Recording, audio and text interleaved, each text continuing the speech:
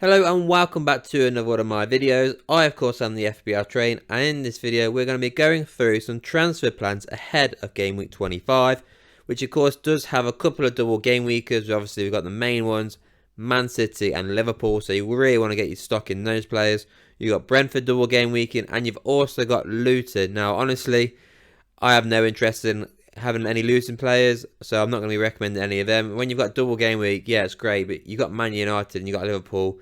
I don't see much going on there, so I'm going to avoid those. But yeah, I've got two players who are going to be double game week and that I'm going to recommend. And there's another player who doesn't actually have a double game week, but he's quite cheap. I think he's really talented. I think he's going to smash it. And obviously, if you want to get certain players in at a highly priced, this will make it a lot easier, I reckon. So yeah, we're going to be doing that. Before that, though, obviously, we're going to look back on the previous week where I recommended 3 signings, or 3 transfers, should I say. Oh, and it wasn't the best ones, let's tell you that. I mean, you can see anyway. So, anyways, starting us off, I said get rid of Fabian Schär and bring in Van Dijk. Now, obviously, Newcastle didn't exactly have the best of games, really, did they? But, you know, they still obviously came away with the win against Forest, conceded 2 goals. So you're thinking, wow, Schär couldn't have done that well. But now he decided to score a goal, didn't he, in that game? So he actually came away with 7 points overall. So yeah, unfortunately, that was much better than Van Dijk, who I recommend bringing in, which I still think is a good idea. But obviously, I mean, I expected Liverpool to keep the clean sheet against Burnley, but obviously they conceded from a corner. So unfortunately, that clean sheet was completely wiped from Liverpool. I mean, they did batter Burnley, to be fair. I mean, Burnley had a few good chances. Let's just say that. But I did think Van Dijk should have had a clean sheet. He didn't, and unfortunately, he only came away with 2 points. But double game week in 25 for him, where he's got Brentford and Luton. I think he can do pretty well. So that is definitely a long-term pick. So I do think it'll work out eventually. But yeah, unfortunately, last week it didn't work out. With the midfield changes, I recommend obviously getting rid of Mo Salah, who is still not back yet for Liverpool, and obviously replaced with Maddison, who was really disappointing, to be honest. He only came away with 1 point. He got a yellow card.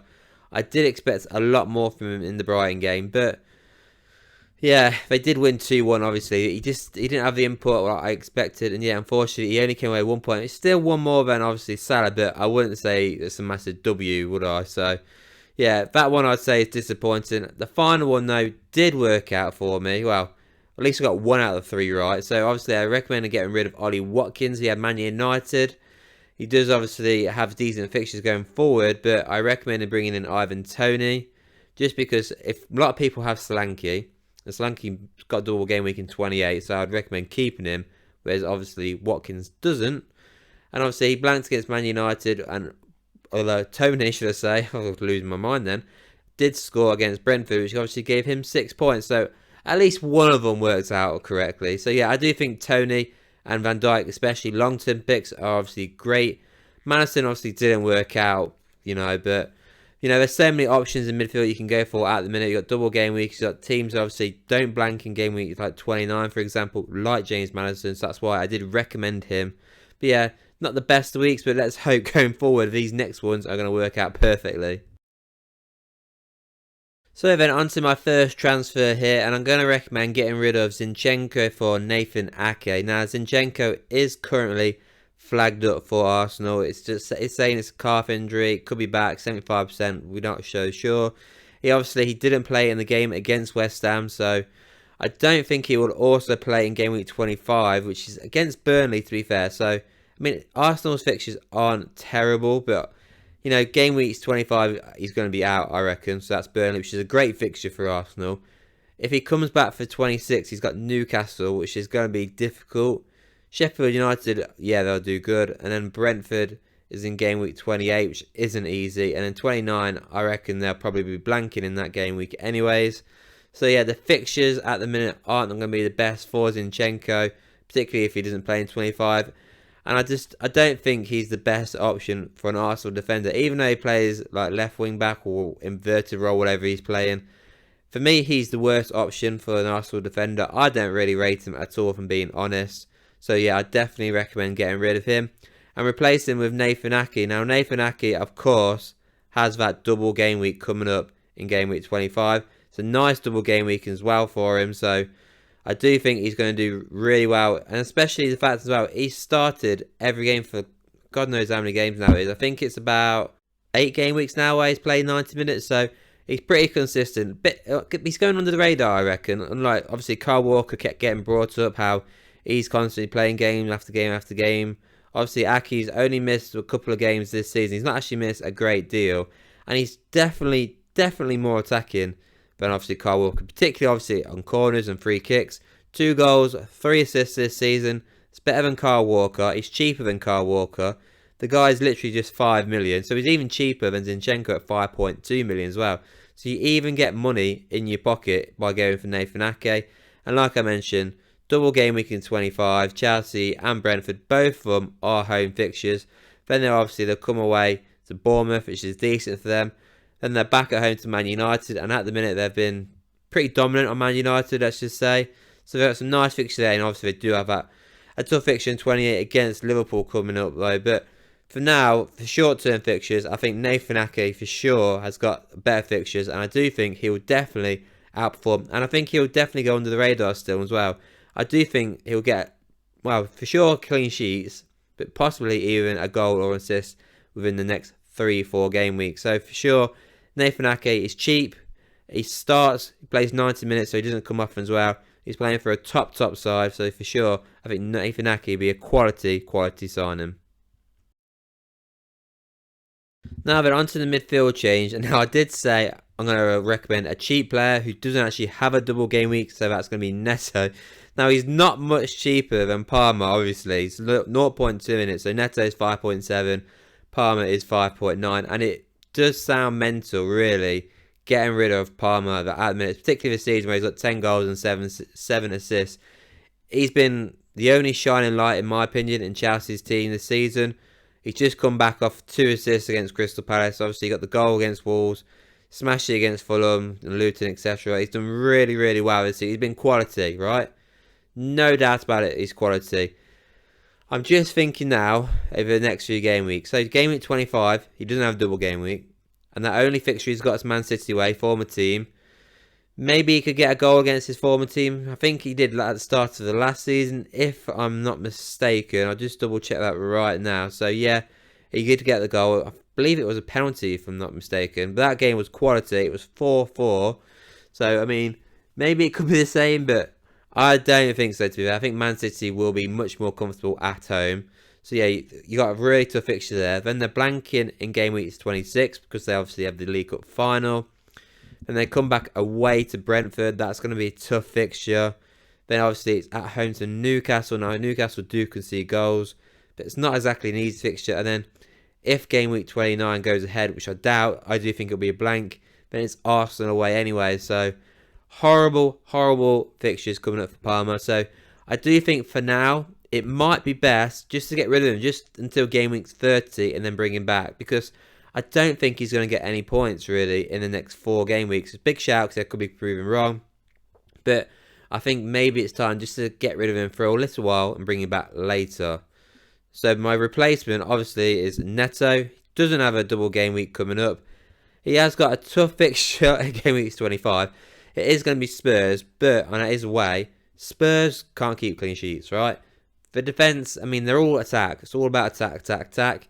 And they're going to score goals. And Neto, oh my God, this guy is quality. Absolutely sensational. When it comes to, obviously, goals, he's not amazing. He's only scored twice this season. But he's got 10 assists. That's unbelievable. Obviously, he went on that run at the start of the season, consistently getting assists. Unbelievable player. Obviously, he did get an assist against Chelsea recently.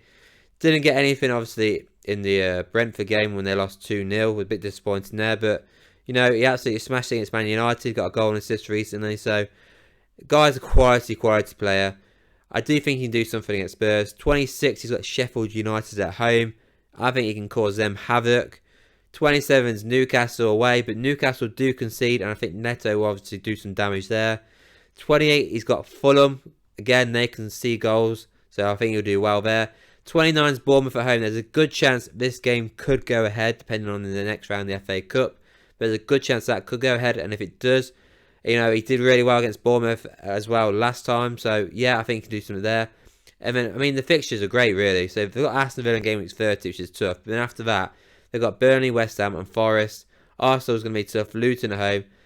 Yeah, Man City away. Chelsea, it's Crystal Palace at home. And then Liverpool away in the last game of the season. Their fixtures from now to the end of the season are literally insanely good. Obviously they've got top four teams to play yet. Well, that's it.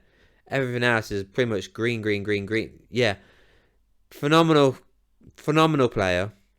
Great, obviously, when it comes to assists. And I generally do think he's cheap. He's not going to probably blank. Particularly if, obviously, they both go out in game week 29, Bournemouth and Wolves. They're both playing that game. And I just think he's just a great player. He's only 3% owned currently right now. Differential. So, yeah, I think it's worth going for Neto. On to my final transfer here, and it's a boring one, to be honest. I mean, I'm sure we're all sick of hearing about bringing in Núñez, but I'm going to talk about it anyway, just because there's not really a striker out there that you have to have other than Núñez currently right now. But yeah, the guy I'm on about taking out, if you've got him, is João Pedro. I mean, really unfortunate. The guy's currently injured. Hamstring injury, still don't know when he'll be back. Unknown date yet so far on the FPL site. So yeah, we don't know when he's going to be back, which is a real shame, to be honest, because, you know, if you're looking at possible differential striker, Pedro would have been perfect. Sheffield United, Everton, Fulham, Forest, all to come. I mean, that is a great set of fixtures. Honestly, it is unbelievable. I thought he would have absolutely smashed it.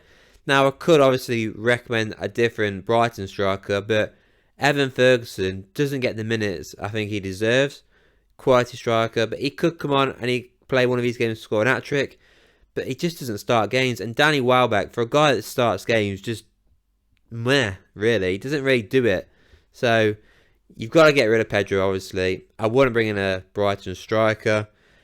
For sure, you've got to be bringing in Darwin Núñez. As much as, you know, if you had him in at one point in the season like I did, and he was absolutely terrible for you, you've got to bring him in.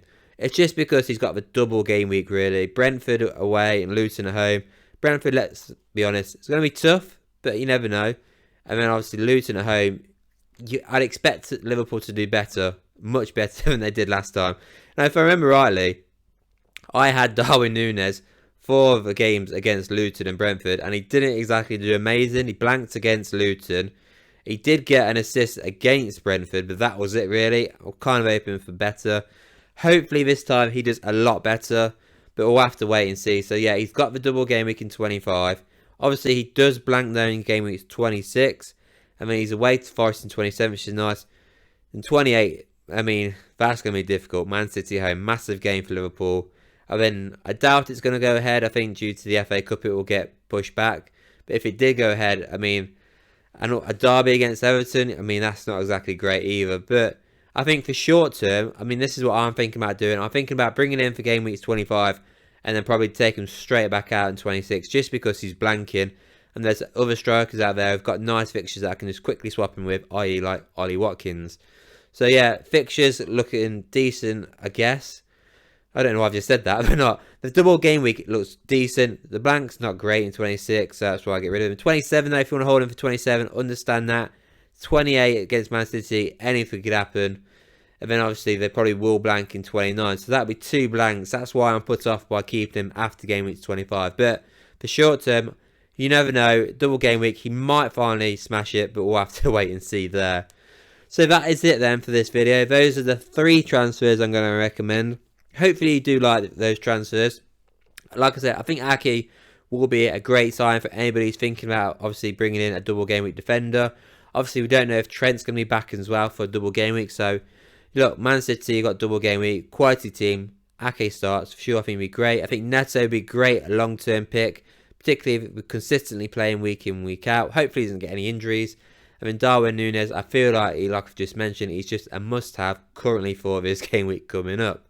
So let me know what you think of this video. Let me know what transfers you're thinking about doing. If there's anybody you're thinking about bringing in that I've not mentioned, let me know who that is. Please don't forget to like this video, hit subscribe, and I'll see you all on the next one.